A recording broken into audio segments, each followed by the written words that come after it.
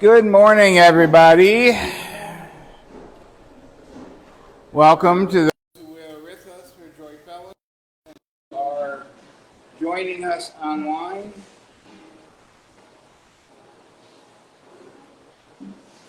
Today we're going to we're not looking at the passage where this question occurs, but we're going to look at what is truth. So Pontius Pilate asked Jesus that question, what is truth? And last week we talked about Jesus said that you will know the truth and the truth will set you free.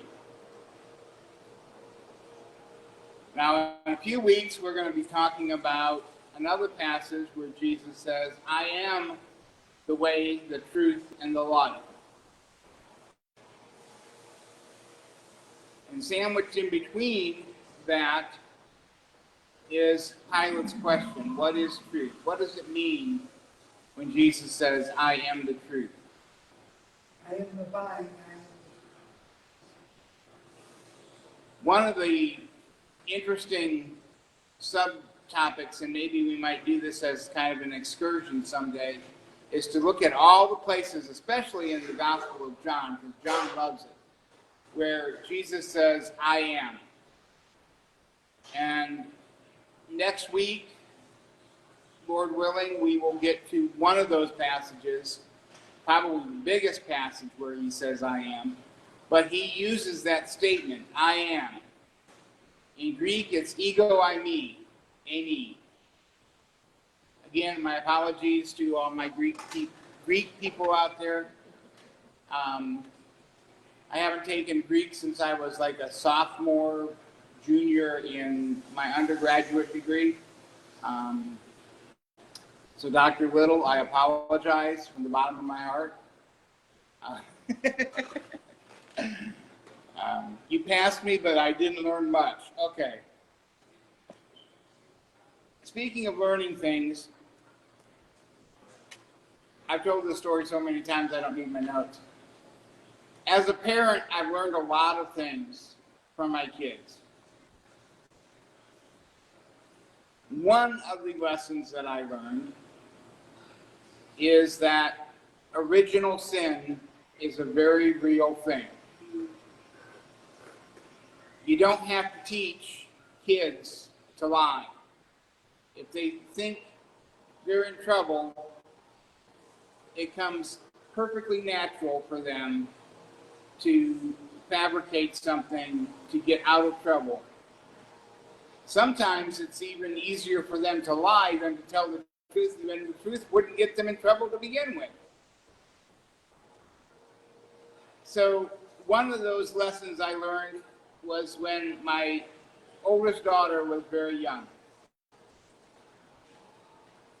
And she was having trouble. Now, her name, ironically, means truth. Okay? And I've always tried to teach her to live up to her name. Sometimes she's better at that than others, but if she's listening, I won't say too much on that subject. But when she was young, probably about 3 or 4-ish, she was having trouble going to sleep one night. So I decided that I would lay down with her in our bed. Marcy was in the living room, sitting on the couch, doing something, needlepoint or reading a book or something. And I was laying down with her in the dark room in our bedroom, trying to get her to go to sleep. And for some reason, she decided she wanted to see if Dad was awake and just ignoring her or if he was asleep. And the way she decided to do that was to start to play with my face. And in the dark, she had no idea where she was poking and touching, and I was really afraid that one of these times she was going to reach over and take her finger and poke it directly in my eye. And I was not wanting that. So after a little bit of her touching me and doing this number, I figured that I wasn't helping her go to sleep by being in the room, so I got up and went and sat in the living room. Now, where my chair was right next to the bedroom door. facing the other direction. And it wasn't long after I got up that I began to hear, "I'm sick. I don't feel good. I'm sick." Now, as a parent, two things are going through my mind at that point. Number one, she didn't look or sound sick when I was in the room.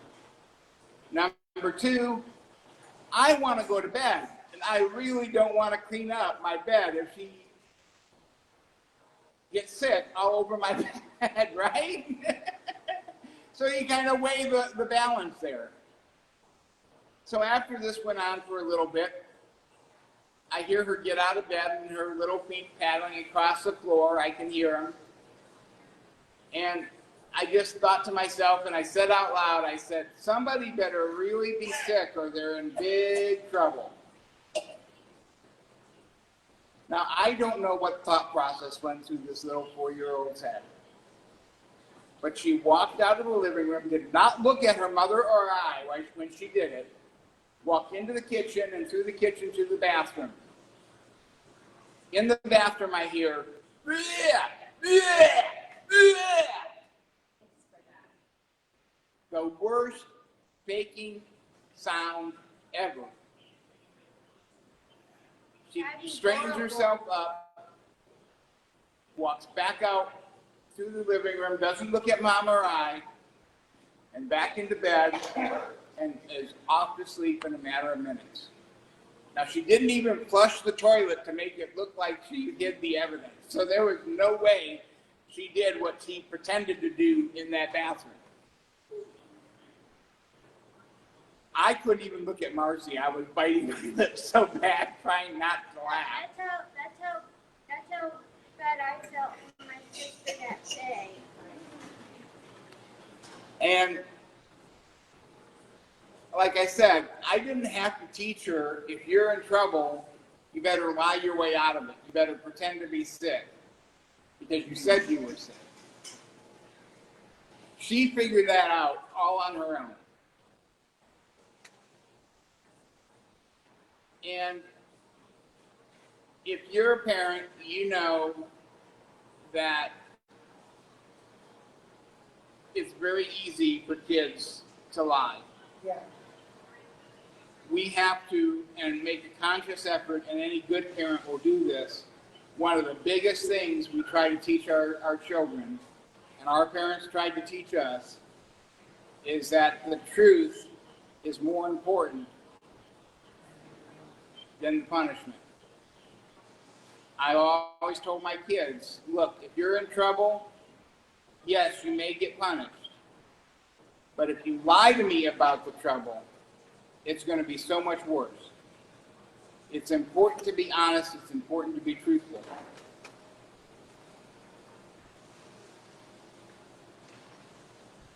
And so we come and we're going to deal with the last part of the message last week.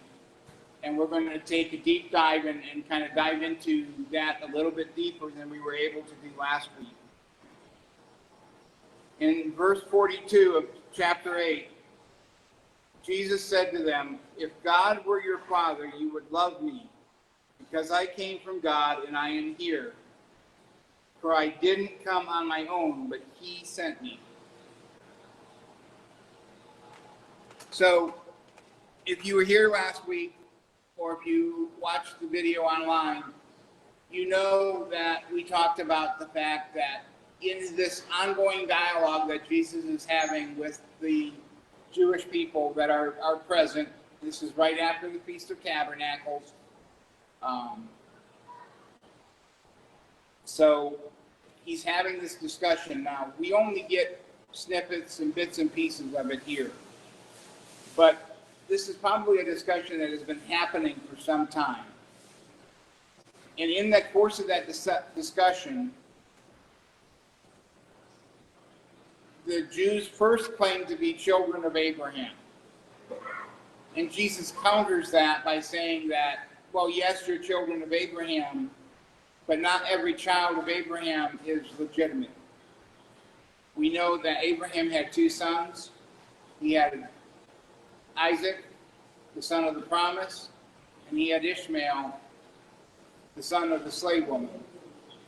And in the end, only one received an inheritance, although God did bless Ishmael as the son of Abraham according to his covenant with him. But the true promise, the true gift was Isaac. We also know that Isaac's had two sons. Jacob, who became Israel, and Esau, who became the country and nation of Edom. And so even in children of Abraham, there were those who were children of promise, and there were those who were not. And so just claiming some hereditary line with Abraham, Jesus is basically saying that doesn't cut it. Okay? At one point in, I think it's later in John or maybe in the other Gospels, but Jesus makes the claim that, if God wanted to, he could raise up children of Abraham from stones.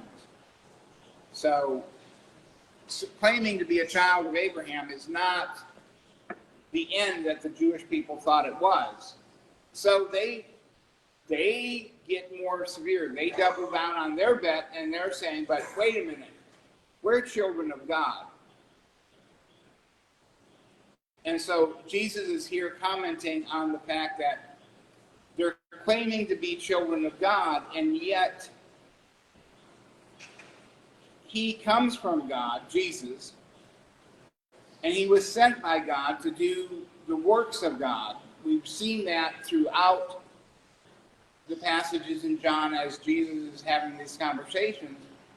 He repeatedly is saying, where his source is, that his source is the Father. Now, most, if not all, of the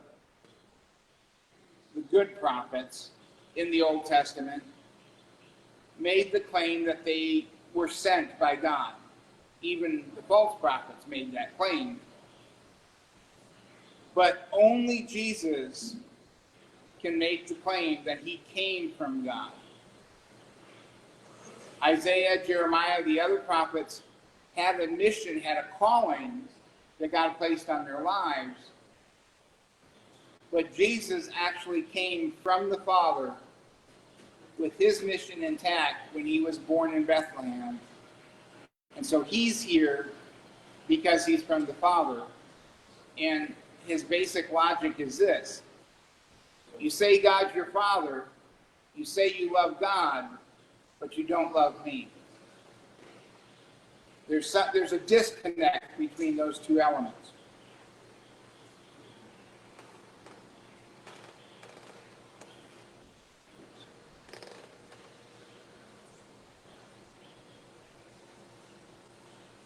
All right, place here.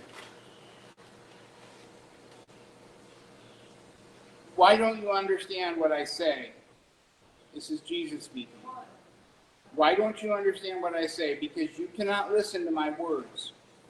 You are of your father, the devil, and you want to carry out your father's desires. He was a murderer from the beginning and does not stand in the truth, because there is no truth in him.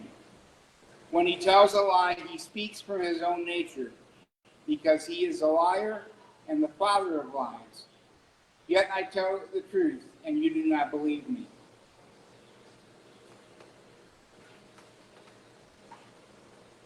So notice the contrast here. Jesus is saying to them, you're hearing my words, but you're not hearing me. You're not understanding what I'm saying.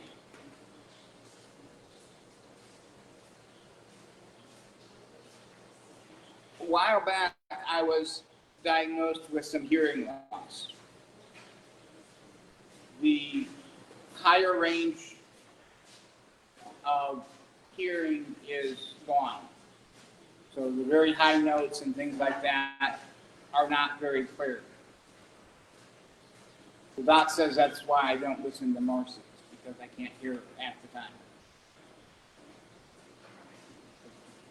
What I find most frustrating with dealing with that hearing loss is that when somebody speaks, it's usually the beginning and ending of words that the pitch raises. So those are the places that drop off. I can hear somebody, but oftentimes I hear them speaking. I can understand that they're saying words, but they might as well be speaking French or German for as much as I understand the words, even though I know the words are in English. And that's pretty much what Jesus is saying here. You hear what I'm saying, but you're not hearing what I'm saying. Quote a line from an old movie, and maybe you guys will remember this and you'll hit it, or maybe you won't. Do you not understand the words that are coming out of my mouth? I'll give you 10 bonus points if you can tell me what movie that was from.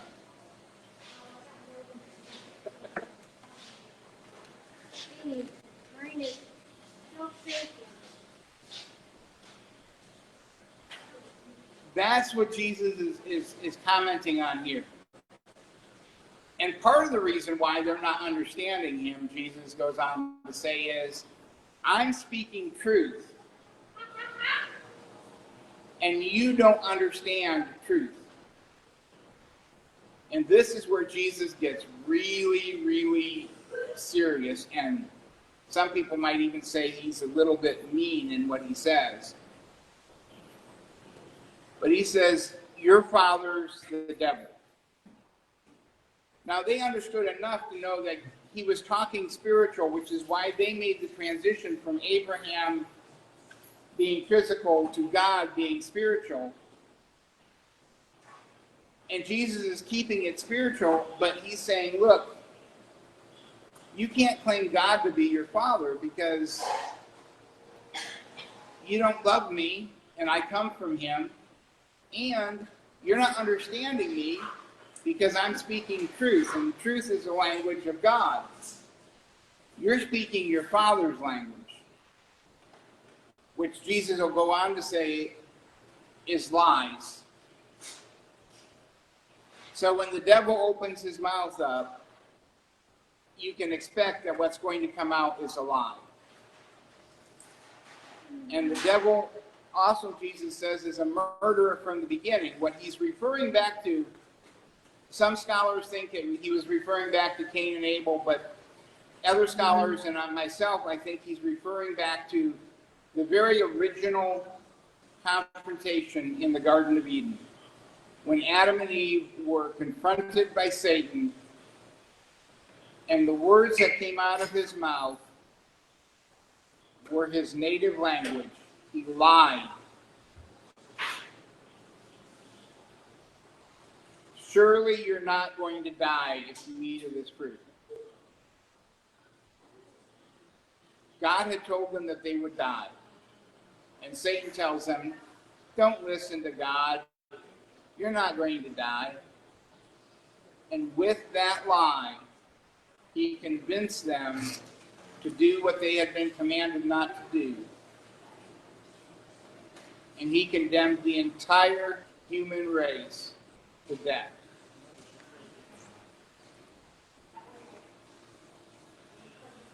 I heard a great comment on why Satan hates humanity so much. You see, Satan's original rebellion was, I can be as good as God. I can rule heaven in God's place. And God made man, what does Genesis tell us? God made man in his own image. So how many of you know that we bear the image of our parents? I can look at my sister and I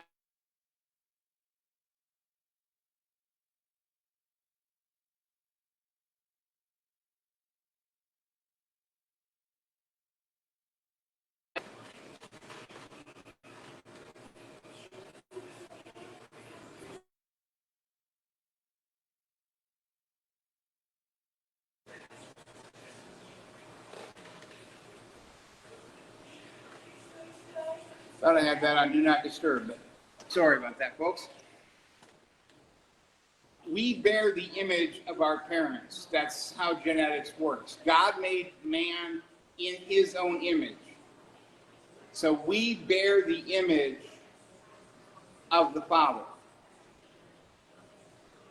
And what is the one thing Satan hates most? It's God. And we bear God's image. And so Satan will do anything he can to mar and corrupt and destroy that image in humanity.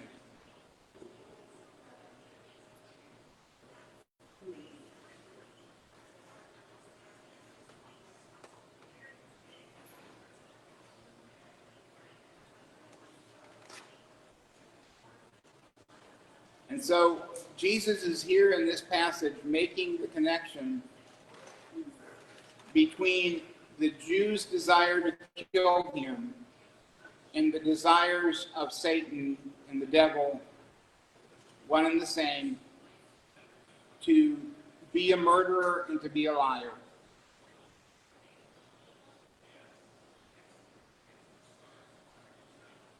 So when you speak a lot, now everyone knows that murder is a big thing, right?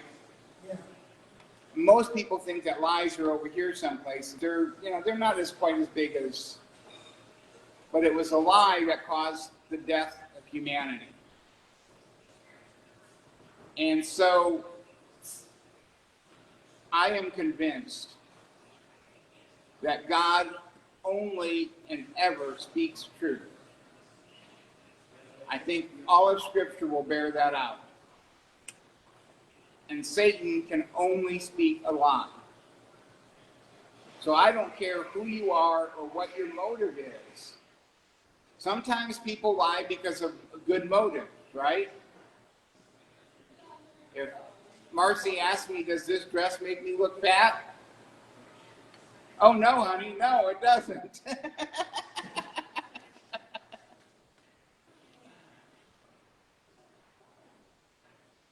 But lying is never, even if it's for good intentions, it is the language of Satan. And so I don't care if you're, as the old evangelist used to say, speaking evangelistically. If you're a pastor in the pulpit and you feel that you need to lie to your people, to embellish a story or to make it seem bigger than it is, that is coming from Satan, not from God. God doesn't need you to embellish a story to get where you're at or to accomplish some end. But we also see here a dichotomy between fathers. And I know dichotomy is a bad word in today's society, because you can't have two things. You can't have good and evil. You can't have a dichotomy, you can't have boys and girls anymore. You have to have this spectrum of things, right? And when it comes to evil and it comes to sin, we tend to see things on a spectrum, don't we? On the one side of the spectrum, we have the Mother Teresa, Billy Graham types. On the other side of the spectrum, we have political dictators and serial killers. Trying to think of the worst possible things I could imagine. And someplace in the middle of the spectrum, in the middle of this range, is where we live, right? And also someplace in the middle of the spectrum is the point at which you become too bad to go into eternity and be with God. That's the belief of most people today. That we have this spectrum, and as long as I'm good enough, but I don't get too good, because if you get too good, then, you can't do some of the fun things. As long as I'm good enough, I will make it. And that's just not true. What Jesus is saying here, one of the things that he's communicating is there is a dichotomy. There is a separation. There are those who are children of the devil, and there are those who are children of God. And the problem is, we build this scale out of good versus evil and a range in between. But Jesus draws the line way over here. So it doesn't matter if you're as good as Mother Teresa or as good as Billy Graham. If you're on that line at all, and we all are because we're all born human, if you're on that line at all, justice demands death. Paul talks about that in Romans. We talked about that a couple of weeks ago too. All have sinned and fall short of the glory of God. And the wages of sin is death. So, to be on this line at all is to be human. And to be on the line at all means we are bad enough to deserve punishment.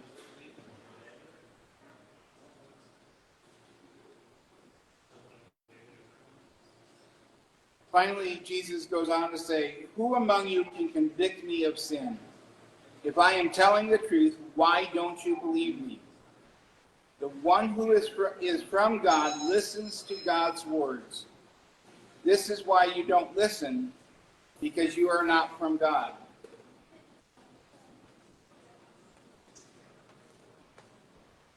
So Jesus is doubling down. He's telling his listeners that, look, you can either be of God or you can be of the devil. There's no other choice in that. You may think you're for yourself.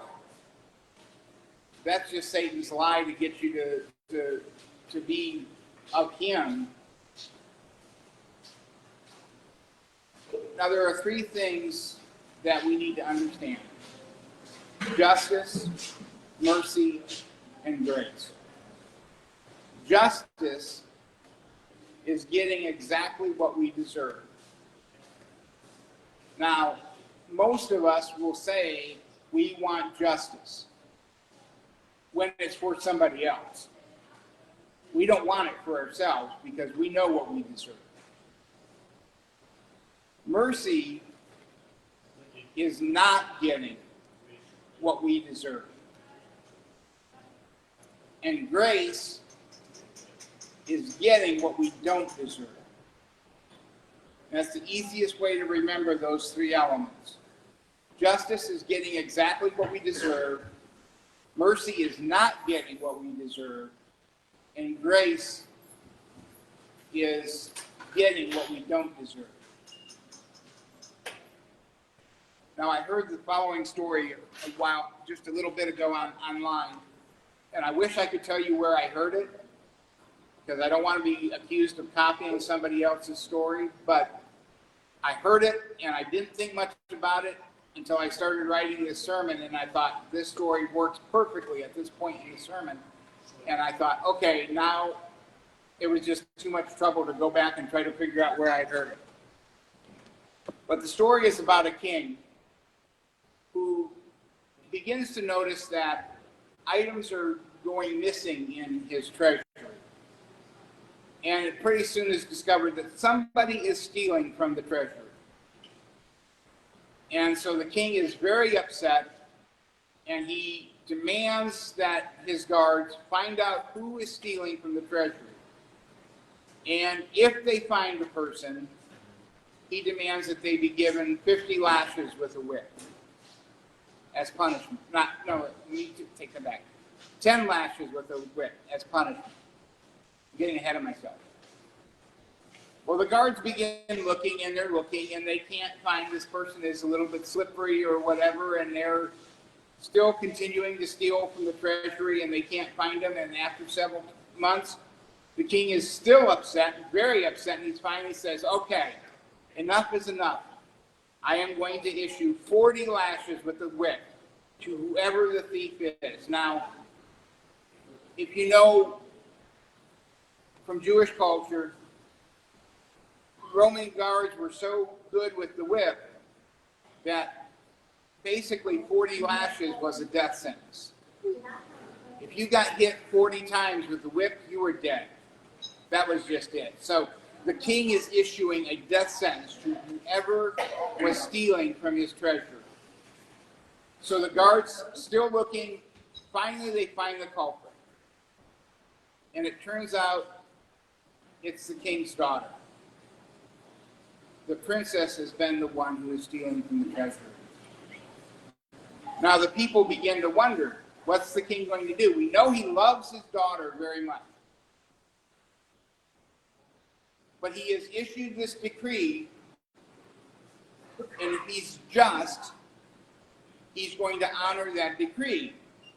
But if he honors that decree, how can he say that he loves his daughter if he's going to sentence her to death? And so the people are weighing this. They're trying to wonder how the king is going to honor justice while at the same time honoring love for his daughter. And so the day comes for the execution, and the daughter is brought in. She's strapped over the stone or the rock that they use for executions. Her robe is ripped in the back to expose her back to the whip. And the executioner raises the whip to begin to strike. And the king stands up. And he walks over to where his daughter is tied to the rock. And he puts his own body over hers. And he tears open his own robes so that his back is exposed. And then he looks back at the executioner and says, okay, now you can proceed. And the executioner at first is like, I can't do this. And the king says, you will do this because that's your order. And so the executioner issues the sentence, 40 lashes. And the king falls dead.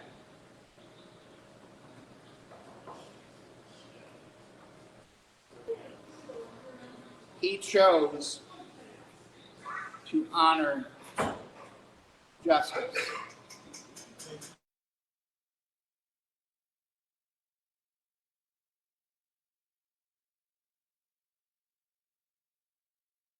And that is, and only 6 months from the story that we're telling here in John, only 6 months left in Jesus' life and ministry. Jesus Christ, who in his claim here in this verse is sinless. The only way, and he challenges the Jewish authorities. Convict me of sin if you can, because I know you can't.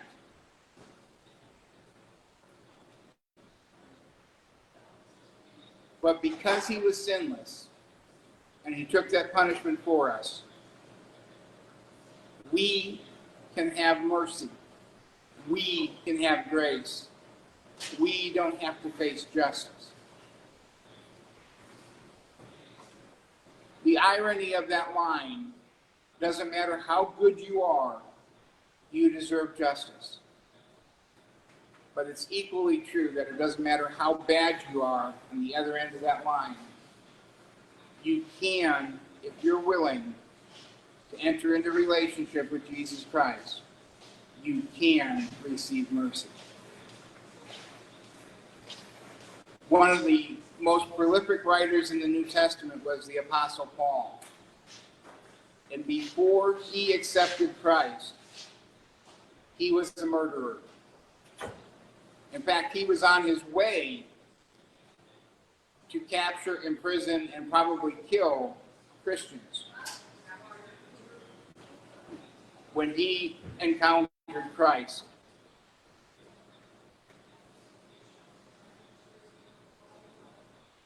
And when he finally was martyred for the faith, when he finally made it to heaven,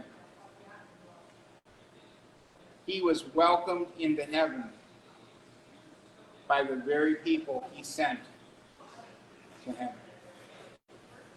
That's the amazing thing of God's grace. He had been breathing threats. He was there when Stephen was stoned. And I imagine Stephen was the first person to give him a hug when Paul got to heaven, saying, I'm glad you made it. We too can have that relationship. And it doesn't matter where we fall on the line. It doesn't matter how good we are or how bad we are. We can have a relationship with Jesus Christ. And through Jesus, we can have a relationship with his Father. We can move from being children of the devil, which we all are, marred, disfigured. We were made in the image of God to begin with, but we have been marred and disfigured by sin. We can move from that realm into the realm of being children of God. And in becoming that, we can then be transformed into the image of Christ, into the image of God, to be true image bearers of God the Father.